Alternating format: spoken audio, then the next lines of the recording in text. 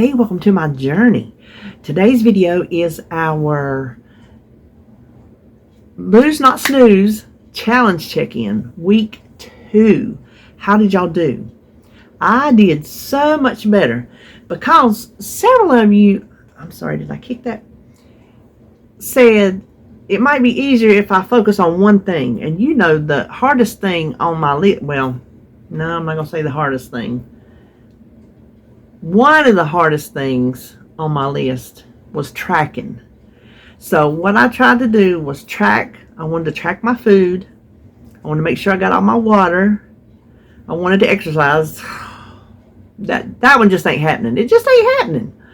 And slow down and chew my food. Those two are extremely hard as well. But tracking is just like the bane of my existence. Y'all know how much I hate to track. And if I hate to do it, I'm not that gung-ho on it. So at the suggestion of maybe focus on one thing instead of trying to do so many, I did. I focused on tracking, and I did. I tracked. I was proud of myself. I tracked. Even when I ate stuff that wasn't on plan, like when we went to Whataburger, I tracked it. I wrote it down. I wrote in my notebook. I didn't track it in my phone. I wrote in my notebook. Now I'm going to change that this week because what I forgot to tell y'all on weigh-in, if you watched that, when I went to my 3-month checkup, follow-up, whatever you'll call it, for my weight loss surgery with the surgeon, we were talking about my legs because, you know, I hadn't been there since I started getting my legs done at Wound Care. And he's like, was already asking me, how was I doing on my protein? That was his main concern, was how was my protein? In case you're new here, this is my favorite Halloween mug, so I'm keeping it out year round. And so I told him about that, and then when he was talking about my leg, he goes, eat your protein. He said it'll heal your leg. Well, I forgot to tell you that, and I just let it kind of slide by. I'm like, okay, great, protein to heal my leg. Well, I was in here the other day. You remember I told you last week I was in such a rush and doing this and that and gone that I didn't have like anything motivating to talk about. I said, well, maybe this week we'll find a motivating topic. Well, I was in here a few days ago, whenever. I don't even remember when I wrote this down. And I thought about what he said. I'm like, protein will heal my wound. So I got my notebook out and I wrote up top. I said, protein, what's the big deal? Because he wanted to know about eating my protein as far as losing weight, and he wanted to tell me about protein as far as healing my legs. I'm just like, look, hey, protein, what's the big deal?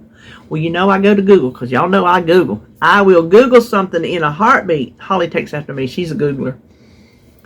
Well, an article came up on healthline.com, and y'all know I like healthline.com. That's where I find a lot of my information. I like that website. They have a ton of information, and they always put footnotes to mark things that they say. So it's not just an article that you're reading and you're taking somebody's word for it. They put footnotes if you want to go investigate further.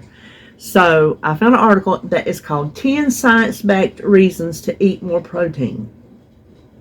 So I'm like, there's our topic for today, because who can't benefit from more protein? And I'm going to tell you the 10 reasons, and I'll try not to make it long. 10 sounds like a lot, but some of them, they didn't go into full-on science nerd explanations. They just told it to you. There's footnotes if you want to go look further, but they just kind of give you the brief version of, well, this is one of the reasons why.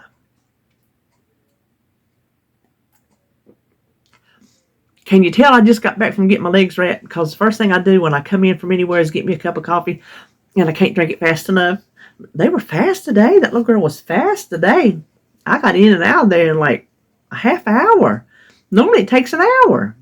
But then normally there's 2 of them in there with me, and we're talking, and they're talking with each other, and she just got on with it. So I was out of there. Which saved me money, because I was going, my Dollar Tree used to open at 8. So when I got up, y'all know when I'm up at 2 o'clock in the morning, I want to do things.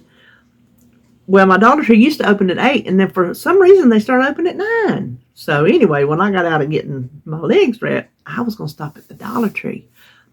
But it was a half hour before they opened. I'm like, well, I'll just go on home. So they saved me some money.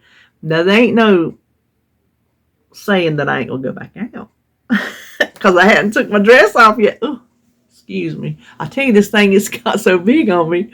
But I hadn't took my clothes off yet to put my, house clothes on. So who knows? Anyway, I'm going to tell you these 10 reasons to eat more protein. 10 science-backed reasons to eat more protein. And I don't think they're in like any particular order. Number 1, reduces hunger and appetite levels. It helps you feel more full with less food. It reduces the level of the hunger hormone ghrelin. Now, we have talked about that before. So I clicked on the little link, the ghrelin link, just to remind myself what it does. It is the hunger hormone. Its main job is to increase your appetite. That's what it does. Makes you eat more food, take in more calories, and store fat. It is secreted by your stomach when it's empty. So when your stomach is empty, it makes that ghrelin and secretes it. And when it does, it goes through your bloodstream and it goes up to, and I didn't write it down. I didn't write down what part of the brain it goes to. The part of the brain that says, eat the food. So when you're hungry and your stomach is empty, that ghrelin, it is on the job. It is running through there rapidly telling you to eat food, eat food, eat food.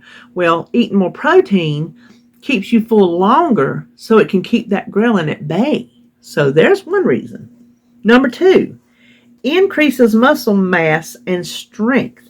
Eating adequate protein helps you maintain your muscle mass, and promote muscle growth when strength training. And I remember that because David lifted weights when we first met. And he always, at lunch, because we would have our lunch together, because we worked together, and we both worked night shift, and sometimes we would be able to have our lunch together, and he would have his protein shake along with his food, but he ate very, very healthily. When we first got together, we ate very healthy. He taught me how to eat healthy because, listen, I didn't eat healthy. I ate Southern. Yes, I did. I fried everything. I mean, everything. Everything, I fried it. So he taught me better ways to cook. And then, over time, we drifted back to our Southern ways of eating. But anyway, so it will help you maintain your muscle mass, which it also mentions that later on. And if you are strength training, it helps you build that muscle. Now, it is good for your bones. They did say that it has long been thought too much protein is bad for your bones, but they said there's long-term studies that show mega benefits for bone health. People who eat more protein tend to maintain bone mass better as they age, and that's kind of where we're at, and have a much lower risk of osteoporosis and fractures. So that's a good reason for bone health. Number 4, reduces cravings and desire for late night snacking. Now, I put a star here because this sentence just kind of spoke to me. A food craving is different from normal hunger. I said, say what? A lot of times, and I've said it myself, if you're craving XYZ, then your body is needing XYZ. Well, this is talking about what you're craving. So when I'm craving a milkshake, which I am craving a milkshake so bad, you cannot believe. The past 2 or 3 weeks, I have bypassed going to get a milkshake. I'm just like, no, don't do it. But I want one so bad. I'm afraid if I don't get one soon, I'm going to fall off the wagon hard. So I'll be getting one soon. I just know I will. But that craving for that milkshake doesn't have anything to do with hunger. And that sentence is right. That I'm not craving that milkshake because I'm hungry. I'm just craving it because I want it. I want to taste it. You see what I'm saying? It says it's not just about your body needing energy or nutrients. but your brain needing a reward. We could stop talking right here and now when we talk about food cravings and hunger. There is a difference. When we're craving Little Debbie cakes, I ain't hungry. I just want that Little Debbie cake because that is the truth. My brain wants that reward. My brain wants to feel that happiness, that serotonin level go boop, boop, boop. You're eating a Little Debbie cake and you are happy. It has nothing to do with hungry. One of the best ways to overcome cravings is to prevent them from happening in the first place. And that can be accomplished by eating more protein. One study of overweight adolescent girls found that when they ate a high-protein breakfast, it reduced cravings and late-night snacking. So there is a bonus, a plus, a benefit, that's the word I'm looking for, to eat a high-protein breakfast. Listen, if I don't have an egg pretty much with every breakfast I eat, it don't hold me. That's why since I've had this surgery and I've started on regular food, there's pretty much an egg every day. I want oatmeal, I want grits, I want cream of wheat, I want all of that. And I'm not saying I'll never have it again, but I'm trying to, hold on.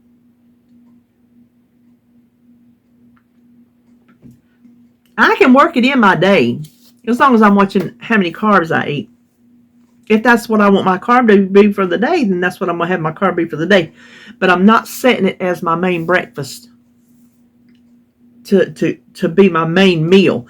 It would be like, okay, here's my protein, and if I still have room, then maybe I'll have a pack of cream of wheat or something like that.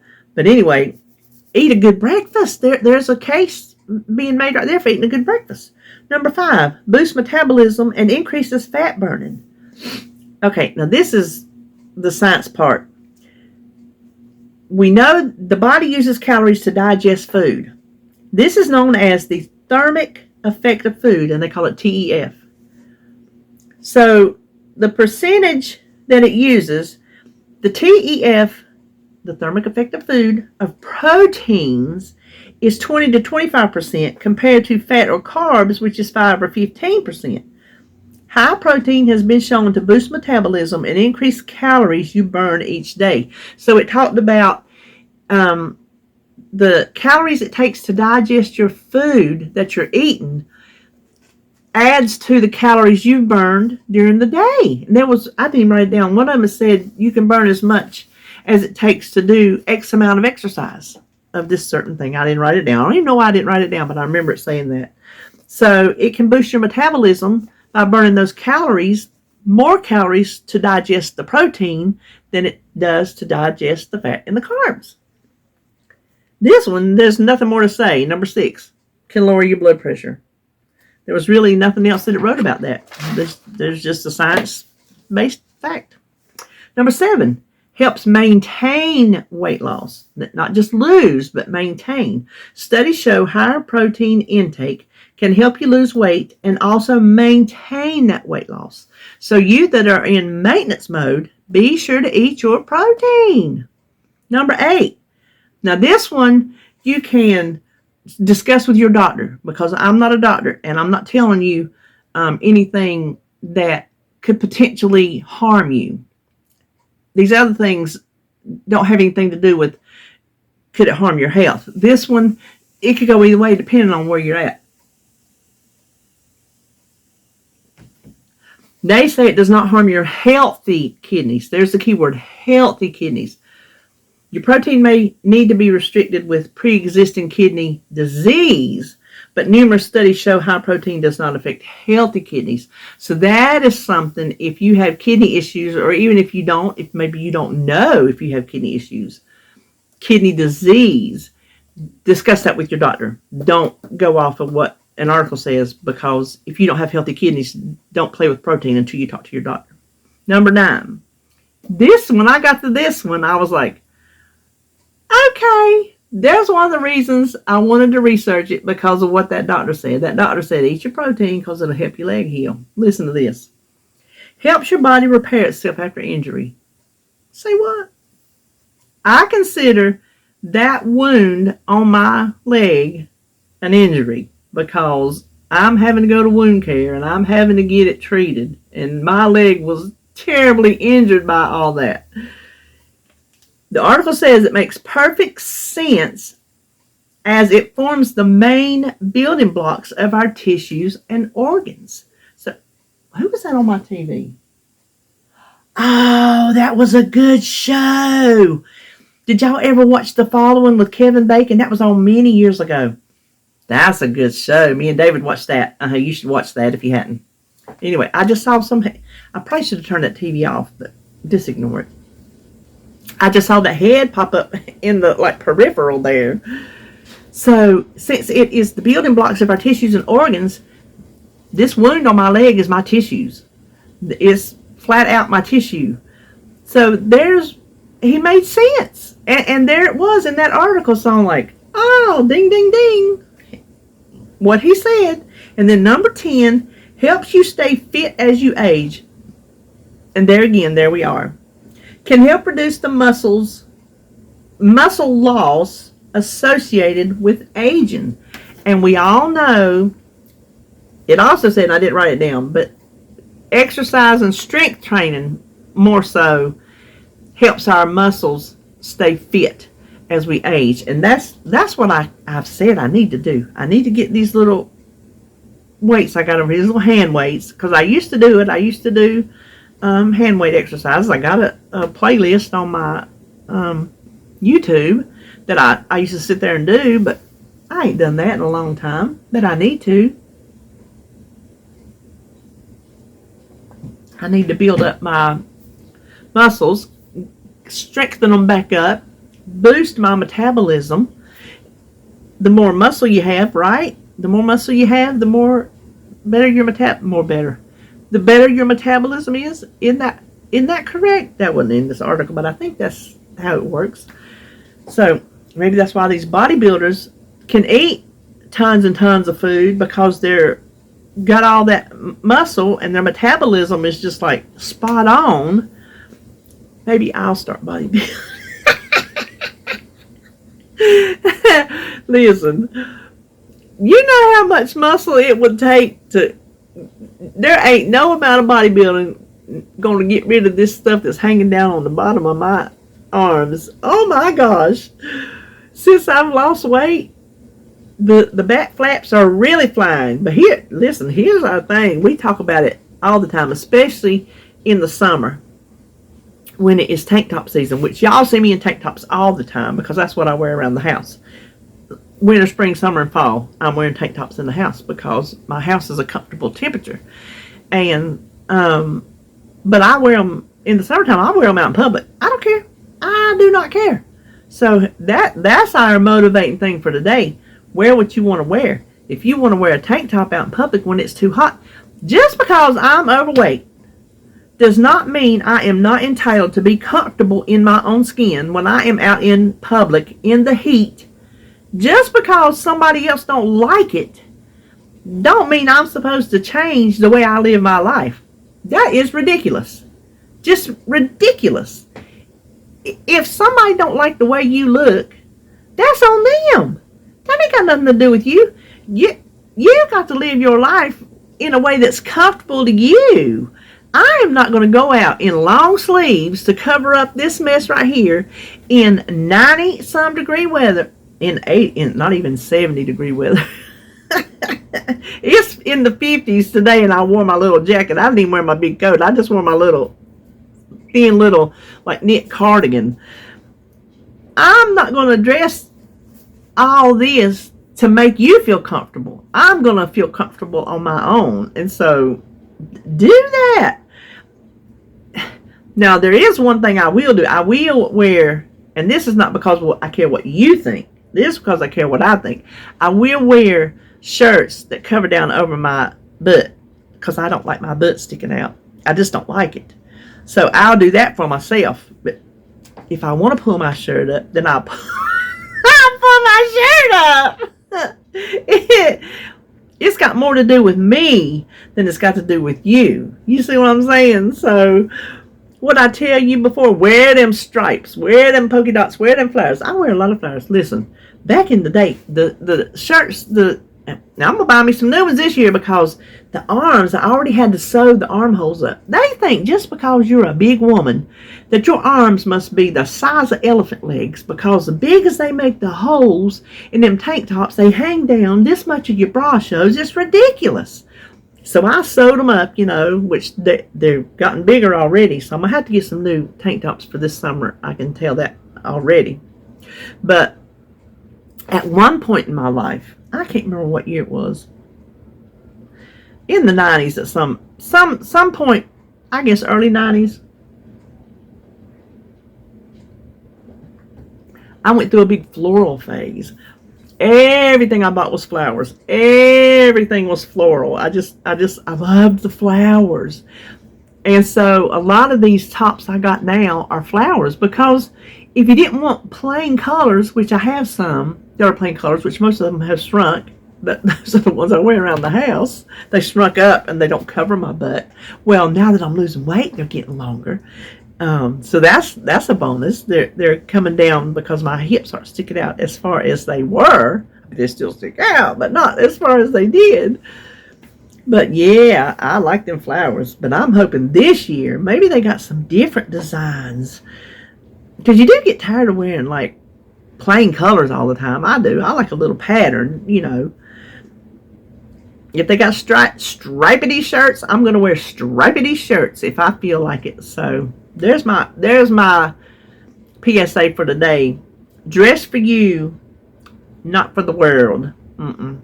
Unless you're getting paid to be on a runway somewhere and they tell you what to wear, you wear what you want to wear. But then walk around like you are on a runway. There you go. I think that's all I know today. Listen, let me tell you. Me and Holly went shopping again.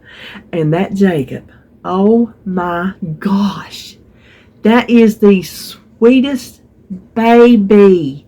Yes, he's 16, soon to be 17 months old. But oh my gosh, he is so doggone sweet. And he is just, listen, he's got to where he likes Ready Whip in the can. Well, she sent me a snap. She sends me a Snapchat of him every day. Oh, I didn't get one today. She's busy. She has some stuff to bring over here. She's going down there to work in the house with her daddy. So she got busy. She didn't get to send me one. But I get a Snapchat every day of that child. Sometimes several all day. Well, she sent a little video. And he was sitting there. He had a piece of a waffle. He's sitting in his little high chair. He had a piece of a waffle. And he was dipping it in something and eating it. And it looked like cottage cheese. I couldn't hardly tell what it was. I'm like, well, hey, if he likes cottage cheese on a waffle, then he likes cottage cheese on a waffle. Cottage cheese is good protein. He's dipping and licking off. And the next thing you know, in the frame, because she's holding the phone over here, and in the frame comes this can of peppermint Ready Whip, store brand. And that's what she was squirting down in there, and that's what he was dipping it in. She said he loves it, but it scares him, the little psh part. Have I already told y'all this? I can't remember. If I did, hear it again. So she sent me a video. Oh, I'm sorry, I keep bouncing that floor. He would want some, and he'd go up with his mouth open like a little baby bird, and she would go up towards him, and he would back up and do that, and then he would come back up with his mouth open, and she'd hit that little thing, and he'd get it, and he would start squealing in laughter. Oh my gosh. Then she sent me one, I don't know how many days later. She says, what you want? He goes over to the refrigerator, opens the door, and she's filming it, reaches in and gets that can of Ready Whip. So then the next one she sees, he's coming over there doing the same thing. She's trying to squirt it in his mouth. She's like, don't put your mouth on it. He's and he's squealing. Oh my gosh. He's so cute. I can't stand it. I just can't stand it. But if she squirts it in something, he'll eat it, But anyway, he's just the sweetest thing. He's the sweetest thing. So anyway, well, that's all I know today. I think it is. We learned about protein, so let's go out and eat our protein. That is something I'm really going to work on this week, because I don't think I'm doing as good as I should be. You see what I'm saying? I'm eating my protein, but I think I could be eating more. Well, I know I could be eating more. There ain't no thinking to it. So I'm really going to work on that this week. So that's all I know for today. Go out and let's really hit week 3 hard. Let me know down below, how'd you do this week? Did you stick to your plans? Did you maybe whittle yours down like I did? Maybe try not to do too much. Kind of find one thing and focus on it. Get it under your belt. I know I've done it before. And I've said it before. Let's pick one thing and let's work on it. And if that's what we have to do, that's what we have to do. Sometimes when we're all, it's easy for us to focus on more than one thing at a time, but then when we kind of stray, it's hard to get back in. I've often said, for me anyway, it's harder to get back on track than it was to start in the very beginning, because I think the very beginning I was just like, oh, the honeymoon phase, I'm excited and this is all new and I'm going to really, really do it. And then when you get off track, you're just like, oh, it is so hard to get back on. But we will. Yes, we will. So there we have it. Week 2 in the books. Lose Not Snooze Challenge. Go out. Have a good week. And I will see you. I just don't know. I don't know what's coming up next. I don't have anything planned for tomorrow. I had all that junk journaling last week, so I had 2 every day. I ain't got a thing planned for tomorrow, so maybe I just won't have anything tomorrow. And if I don't, then I will see you Wednesday for meal plan and grocery haul. So have a good week until then, and I will see you.